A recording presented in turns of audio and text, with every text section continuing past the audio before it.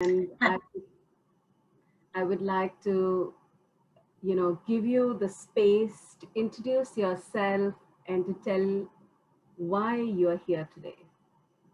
Hi, Bhavana. Thank you so much for having me today. And I'm here because I identify with the work that you are doing. It's such a beautiful cause. And I think, in everyone's life, we find ourselves in a caregiver role sooner or later. It's just that we do not realize that we are doing that. And while we are there tending to everyone's need, no one is there watching out for our wellness, our physical health, and our emotional wellness. So I was very impressed with the work that you are doing, and thank you for having me here today. I'm excited to talk to you. My name is Nilam Agrawal. I live in Dallas with my family. I have two kids, Aryan, 14 years old, and daughter Krishangi, 10 years old. And both of them are diagnosed with Usher Syndrome type 3B. And Usher syndrome is a very rare genetic disorder. However, it is the leading cause of combined deafness, blindness, and vestibular balance issues. So that, you know, I am so touched and moved uh, by the fact that one, you sought me out and you reached out, and two, that we now have this opportunity to reconnect. I want you to tell me about your caregiving journey, um, so that we can help many others understand how you look at your caregiving journey. I think my caregiving journey started with being a mother. I have I have two kids, but I've never had the joy of bringing my kids home with me. I never had the experience of holding my newborn kids in my arms. So they were born, both of them were born acutely sick, and they were immediately rushed to the NICU. And I was a newly immigrant in US when my son was born, about 1.5 years in this country. I had absolutely no one with me, just my husband and I, trying to understand what to do with this preemie 3 pound, 13-ounce baby, how to keep him alive, and how to take care of him. So I think, uh, this is what I know from the very first day that I became a mom. The Neelam that existed died that day, and there I was, who was all alone and trying to understand and make sense of the life. And when my son was 2 years old, he had a sudden onset of a very high fever, which made him like a newborn baby. He lost all his muscles. He could not even lift his head up. And I was actually on a vacation in India at that time. My hometown is in Calcutta. And we went to a neurologist there. And I was dismissed. I was like 27, 28-year-old or something like that. And, for the neurologist to say, uh, you are just hyperreacting. There is nothing wrong with your child. But a mother's heart knows something is going on, even though you do not have the medical degree. So it has been a long journey from that time. He did learn to start walking all over again. And but he was walking with a gait, a taxi gait. His head was dropped on his left shoulder. So we were living in North Carolina at that time, and our pediatrician sent him to an early childhood center, which is what happens in US. So in India, you do not have this setup, but in US, if you have a child who is identified with learning needs or developmental needs, you have an early childhood center where they identify these children and start to give them education early on to bridge the gap between them and their other peers when they are ready to go to school. And it was at that time that he was identified with hearing loss, mild to moderate. And in US, they do a newborn hearing test. So he had cleared that when he was born. So that was something very new. And that was, again, a critical moment in my life because that was the first time I had someone who has hearing loss. I never had an opportunity prior to that to be around anyone with hearing loss. I did not understand that. And it was such a big learning for me to understand that hearing loss is not a binary thing. It is not on and off. It's the entire spectrum. It was important for me to learn. So I immersed myself. I think my caregiving journey has been to understand what has been going on with my kids. I had to educate myself because I saw my role as their biggest champion. And, there was a time we had a long journey, Bhavna. It took us 10 years to get a real diagnosis of the kids. They were given a wrong diagnosis. My son was given a diagnosis of mitochondrial disorder at the age of 3. And children who are diagnosed that early in their life, they don't live past their teen years. And fever is very, very dangerous for them because it's a very rare metabolic disorder where the body is not producing energy. So what happens is that any or any organ can get affected and the child can have multiple organ failures. It was a very traumatic place for us to live that time. And it was like we are playing a real life Russian roulette. You do not know what to do. If, as a mother, your natural instinct is to bubble wrap your child, but you can't do that, right? So I think it was a very big learning experience for us to understand that every living moment we have to make a choice of either we can live as a victim or we can live powerful, knowing that everyone who is born will go eventually, but it is on us how to make the quality of the life meaningful.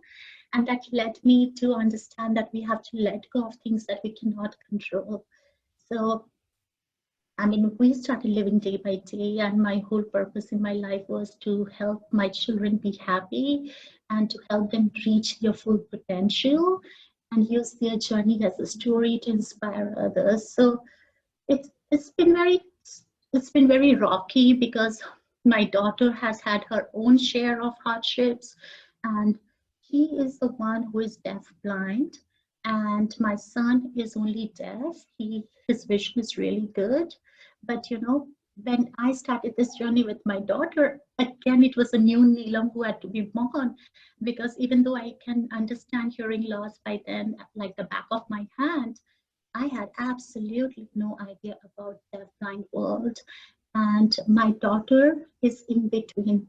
Again, just like hearing loss is the entire spectrum, blindness is the entire spectrum. And I have had so many challenges with her because I understand that is the entire spectrum, but her entire universe and the world is much bigger than I am. And for the people not to be able to box her and to be able to see her as this holistic person who is by herself, and that blindness is just a part of her, it's not her. So all of this has just been a very interesting and also emotionally draining experience for all of us. So I do not know if you ask me about my caregiving journey. I think I have been a caregiver since the day I became a mom. I have not known life any other way.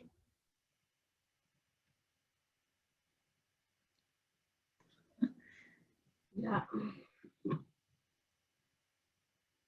I just wish we were in the same room right now, Thank you.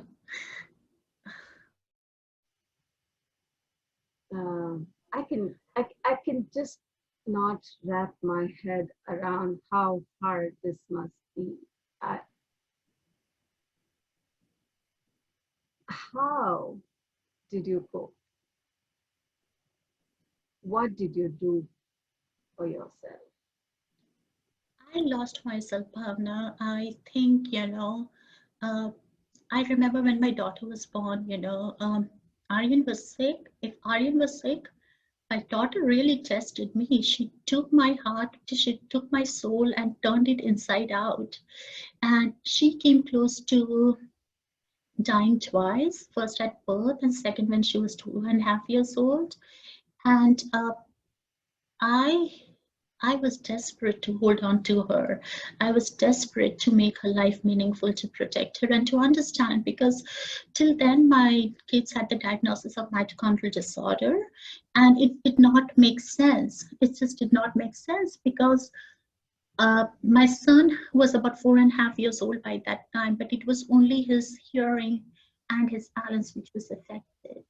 My daughter had a very similar presentation again, and by the age of 2, she came down with very high fever, and she had the similar sudden onset of hearing loss. She also had blindness, but something just did not make sense. So I was in one side trying to help the doctors get a diagnosis for them, because I believe that if they understand what they are going through, hopefully they will be able to help us find a cure or a research in the future. And at the same time, I did not know anyone. I was all by myself. So I think the biggest learning for me has been that, when you are a special needs parent, you cannot do this journey all by yourself. You need to find your community, you need to find your people. And the beauty of this is that even though everyone is going through their own hardships, they all have so much love in their heart that they want to come and help you. There have been times when, I had some questions and the doctors did not get back to me, but his moms had an answers for me. So, emotionally, I still felt safer knowing that if there is a critical information that I need, I have created this extensive network of special needs community who are there, who will be able to help me. But it was very draining. My husband became the only bread earner. My whole focus was to keep my kids healthy and to take care of them.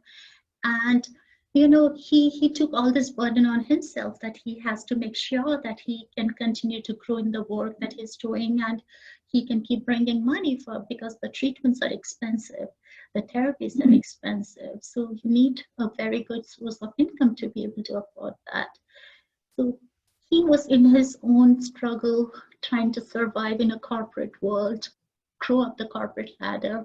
And I was in my own struggle, trying to make sense of my two kids who are just 4 years apart from each other, so dramatically different, all alone, no family, no friends, apart from that special needs community. And uh, if you would see me 10 years ago when I was in my worst part of my life, when we were trying to understand my daughter's condition, I looked like I'm 60 or 70 years old. The stress can be seen in your body. You swell up, you are sad, and it was a very dark place that I do not want anyone to be ever in. And I think it takes a lot of love in your heart to be able to come out from that place, a lot of faith. And I think that was given to me by my kids. When I see their face, I find so much happiness and hope in them, that there is absolutely no reason that I should feel, stressed out or worry. And I think that takes us back to, what shall we, and try to live each day as it comes. Tell me about your children. Tell me the people they are. Sorry, Tell me who? about your children. Tell me about the persons they are. Okay, so Aryan is an old soul. Uh, he is so wise and he's so witty, Bhavna. I mean, there are things that he will say and things that he will do, and it will make you feel like, okay, am I his mom or is he my parent? I do not know. So, it's so funny. I keep telling everyone this. So, a few years ago, he must be about 9 or 10 years old that time, and I am calling them to come and have their food, lunch, and both of them were on their instrument. They were watching iPad, Aryan and Krishanki, both of them. And they have cochlear implants. So when they are hearing their iPad, the background sound is very, faded out. They cannot hear it so well. So I'm calling them and none are responding to me. So I go to them and I tell them, do you know why I get angry with you? And he just looks at me, he says, because you do not know how to control your emotions. And I'm like, oh my God. that is that is my Aryan. He uh, he is a very introverted child, very family focused, and he's now in a mainstream environment. He is academically doing really well. His straight A honors. He got the President's Gold Award Oh in my his A. God. So he is a very studious child, but wanting to make friends.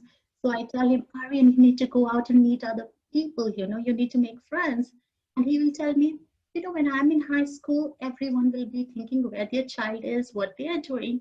You don't have to worry about me. I'm in my room reading a book. So he's trying to use the reverse psychology on me. And my daughter is Kid that one. the opposite.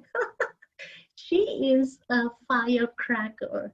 She will come and fill up the room with her energy, with her laughter, and she is a strong advocate.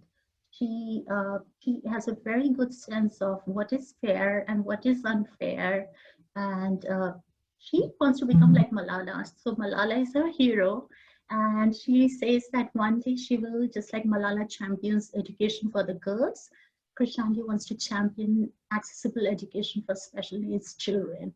So Oh, they should be wow. learning the way they can learn. But she's very mischievous, very bubbly, very talkative. She will be friends with you, with a 20-year-old, with a newborn baby. Everyone is her friend. That is what. God.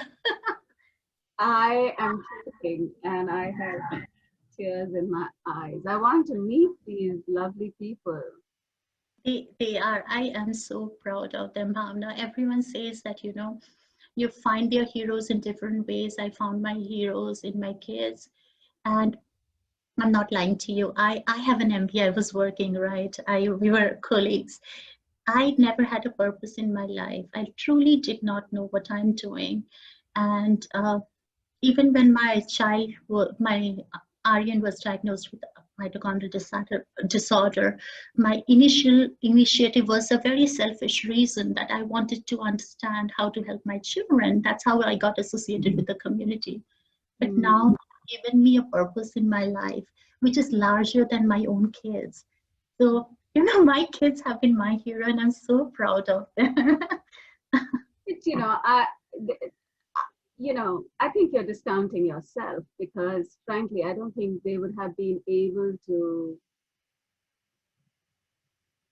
blossom the way that they have if it was not for you. If you had not given them the space, the love, and the care. Possibly that potential exists in many children. But nurturance has a space, and I think you're just too kind to say that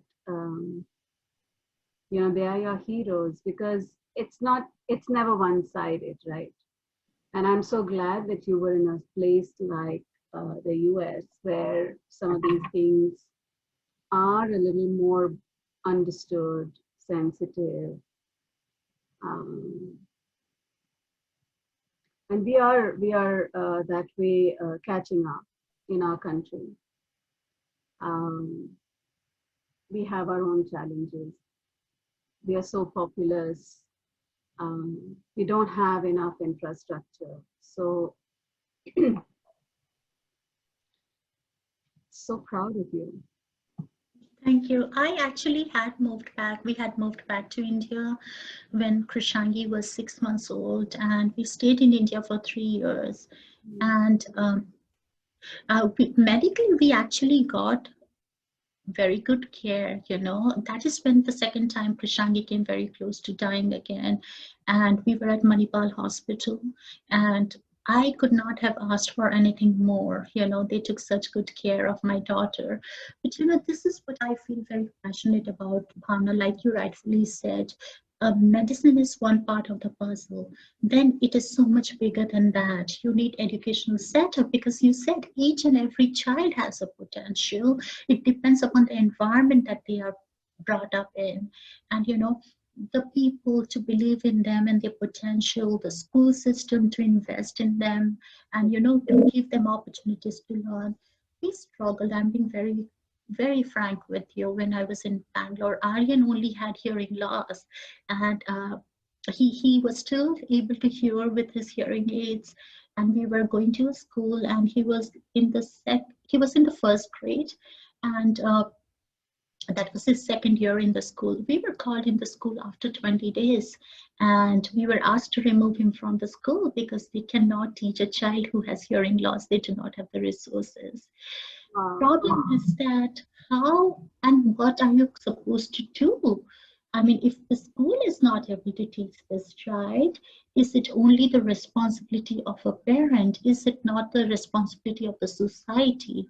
And that is where the caregiving part, of your cause becomes so important, because there are so many hidden battles that we as a parent or we as a caregiver have to fight not only for our own well-being, but for the well-being of the people that we are caring for, whether it's their medical rights or whether it's their civil rights, their accessibility right, inclusiveness right.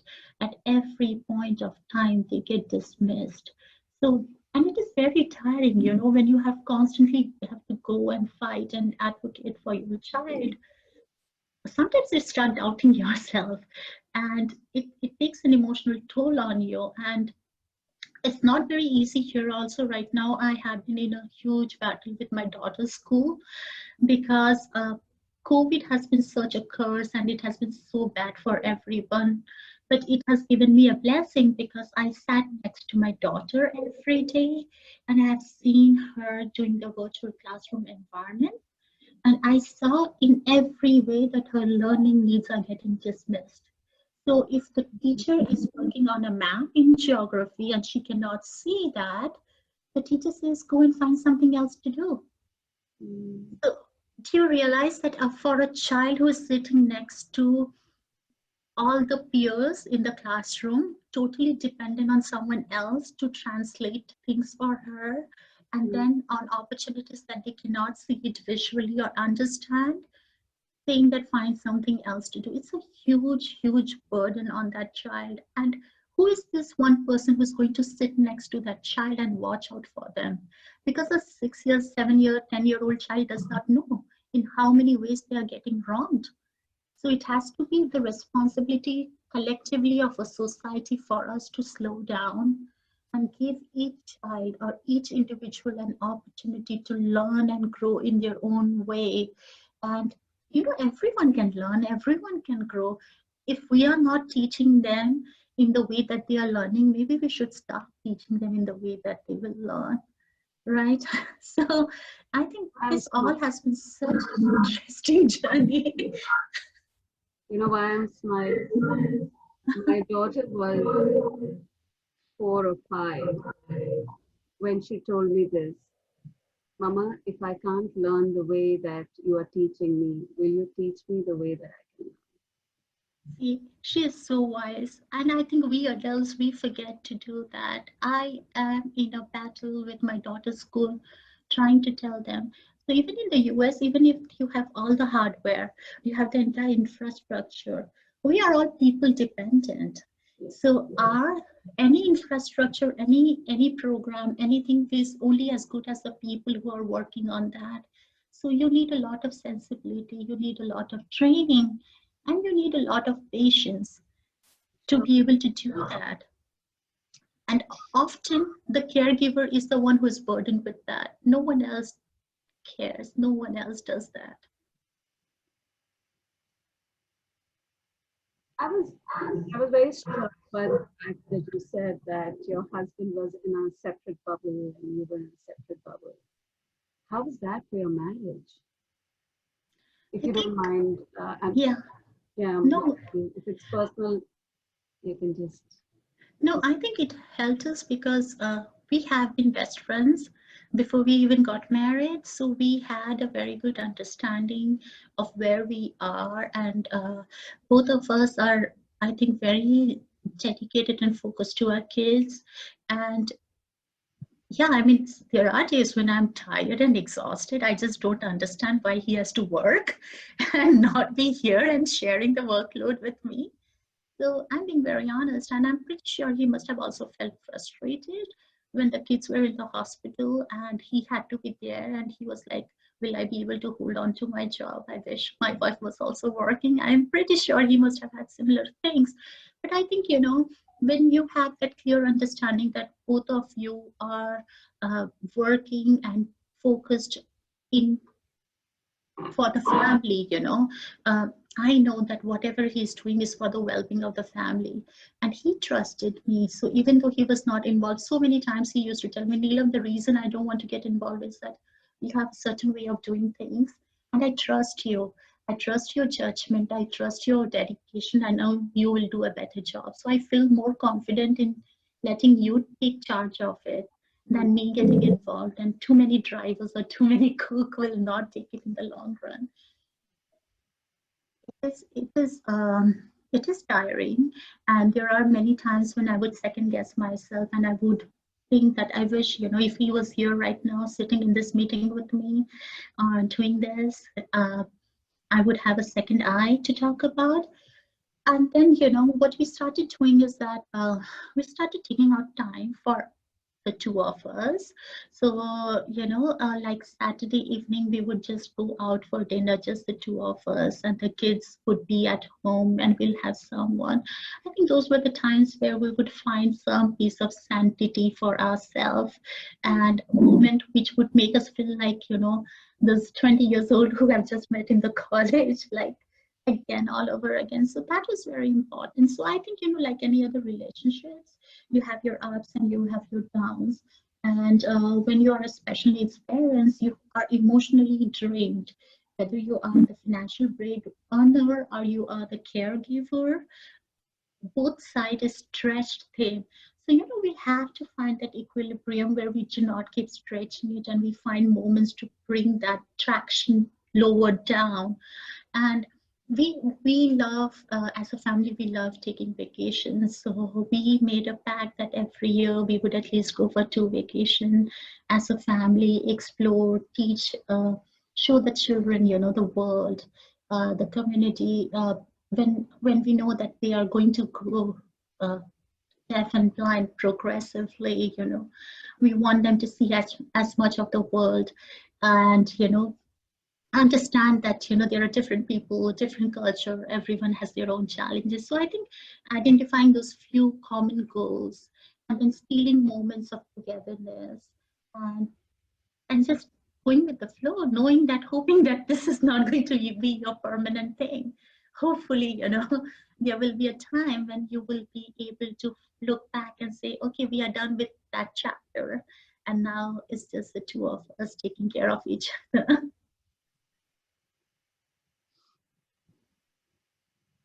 Yeah. I'm just trying to get a handle on myself. I'm so, in a loving way, I am so touched and moved and impressed and grateful. I am grateful for your example to be able to say that, like I complain about my parenting and I say that I'm struggling with it. Yeah. And I don't know why I became a parent, because I just don't know how to get through this. Yeah. And, not to compare, because, I think that would be unfair as well. I have my own story with my own parenting, which might seem fairly normal. But I do think that, I like some of the practices you have spoken about looking after yourself, your relationship, finding your sources of replenishment. Yes. How is the extended family for you? I'm just visualizing a fair amount of mix, but tell me, how was it for you? How did the extended family react and respond? So my extended family has been very supportive in a way that they gave us our place. They are your kids. You take their care of them. You make choices for them and you make decisions for them. So we were given a lot of bandwidth in terms of what we want to see our kids be doing, the kind of life we plan for them. And both Manav and I were very clear. Manav is my husband. So both Manav and I have been very clear that our kids are so much more than a medical label, and they will do everything that any other child is doing. And no one can define success because it's a very subjective definition. It's not an absolute thing. And there were in the beginning, like there are a few parameters. So I am more spiritual now. I was a very religious person when I was growing up, and I know exactly the moment when I stopped believing in God. When Krishangi was getting intubated in Manipal Hospital, and we really did not know if she would make it or not. And that moment was a heartbreaking moment for me. I just could not understand how can so much pain be okay for any god to be given to an innocent child. So that was one point of some friction for with certain people, because they just do not understand how can you get up and denounce god, and like, this is who I am, this is what I believe in. My god are in my kids, and I'm a spiritual person. I will go ahead and help anyone and everyone. But I think that was the only moment of time when I had a feeling that, I have to stand up and say something that I believe in. Apart from that, people have been supportive in a way that they gave us space, they let us do whatever we wanted to do with the kids. And yeah, I mean, there have been people who would look at them sometimes, bechara, and bechari. And I'm like, no, bechara and bechari is such an, again, subjective definition. Everyone is a bechara because everyone is going through hardships in their life. I have not found a single person who is happy. So, apart from that, it has been not that bad. I think being in a different country helped in a way, because, when you're not physically there, you only wish the best for the other person, because love, again, is the common thread that ties us all together. So yeah, I mean, it was again that added to the caregiver burden, though, because when you live together, you have a smaller community, you may have people like your parents or your aunt, uncle, siblings who can come in and pitch in, and we did not have that support. So I think it's a seesaw. It helps in certain ways and it is a loss in another way.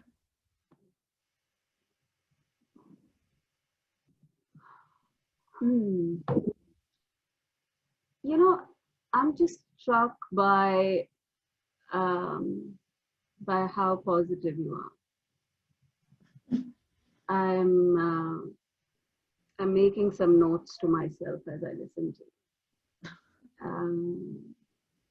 you. It's beautiful. I want you to talk about what you do as a purpose, and a little bit about the community and about the specific condition, what your dreams for that are, etc. So I think what I have done for myself, I finally reached a point where I felt comfortable with my kids is 3 years ago in 2017, we finally got a diagnosis of Usher syndrome. And it's so funny, Bhavana, because when Aryan was tested in 2008 and he was given the mitochondrial disorder diagnosis and it was false, he was tested for Usher, but science had not caught up with him. So I keep telling them my kids are so far advanced that even genetics is taking time to catch up with them. So, but again, I come back to the same thing. A parent's heart knows. So we knew that finally we have, what it is. Okay, it's just their eyes and their ears and their balance. Again, it's a whole spectrum. Yeah, so we do not know where it will be, but this is all it is going to be. From that point, I think I found a purpose in my life. I finally had a moment to catch a breath. So the first thing I did was started investing in myself. When the kids were at school, I would go to the gym. I would, spend some time, go out, catch a cup of coffee with myself and all that. And second thing I started doing is again starting reading, because till then I only knew about mitochondrial disorder. I had educated myself, and I have become a parent leader for the mitochondrial community. I've organized a parent seminar inviting doctors who were leading doctors in mitochondrial disorder from the US to come down and say, and now I wanted to do it for Usher syndrome because I did not know anything about it. And the common thing I realized is that Usher syndrome, again, there is no cure. It is progressive. And, uh, I did what I have done so far. I started getting involved with the Usher community. I started reaching out to the various parent organizations in the country, trying to understand what they are doing, how I can help them by sharing my stories, by helping them with the advocacy work, etc. Right now, actually, I am one of the family leaders in US for the deafblind community and for the Usher community. I am a board member with National Family Association for Deafblind. It is the largest nonprofit organization in the US, which is family run, and it represents deafblind individuals across the spectrum. So it is not etiology specific. We say from birth to earth. So we advocate for each and every individual who is deafblind and help their families. Along with that, I am also the ambassador for India and Texas for Usher Syndrome Coalition. One of the things that I'm focusing there is to identify the Usher patients in India, bring them together, help them come together, because I firmly believe community is very important for caregivers. They have to know that they are not alone. They have to lean on each other. And sometimes they want to talk with other people who are in the journey, because your parents may not understand, your siblings may not understand, but they understand. This community understands. So they accept you. And I want to create that, because when 3 years I was in India, I realized what was missing from my life. And so that is one thing I'm working on. And we are trying to start our first parent support calls. And in US, again, coming back to US, I'm also the co-facilitator for family to family support call for academic rigor. Again, this came from my personal journey. So I saw my daughter struggling with her education, and I saw how it is easy for deafblind people to be boxed, that you are deaf, you are blind, this is all you need, and this is what you do. But in the US, the Texas School for the Deaf, Texas School for the Blind has identified the group called Proficient Communicator, which are children who are deafblind, but they can be mainstreamed. And so they reached out to me to ask if I would like to be the co-facilitator for that group. And what we are trying to do is talk with other parents and educate them, understand from them what are their challenges, share with them resources. So these are the various things that I'm doing. And this is for my own wellness, mental wellness, because I think when you are in this journey, you receive so much that it is only fair that you give it forward as well. So that is what I've done for my own health. I think it's a nice way that you see it as your own health, but I am sure that you are forging and pioneering new stuff for so many others and creating hope for so many others, and that's incredible. How do you see, or what do you see in whatever you know of Caregiver Saathi as areas of intersection or possibilities that you see that, you know, it might be supportive for somebody with ushers or somebody in the realm of, you know, either rare conditions or things that we, you know, label or box as disabilities because, you know, that's how it is. But help us through your perspective on that. So that's a very good question, Bhavana, because I had been in a part of my life where I was a mitochondrial parent. Now I'm an usher parent. And the genetic diseases, so first thing about genetic disease, when you are a caregiver for someone with a genetic progressive disorder, science as of now has not caught up. Most of the time, we only have treatments. We do not have a cure, and some treatments work, sometimes the treatment don't work. So, one sad reality is that the caregiver, whether you're a parent or a child or siblings, you have to mentally prepare that, your life is not guaranteed. Okay, your connection with this person is not guaranteed. And to be able to move beyond that and to bring meaning to your life becomes very big hurdle.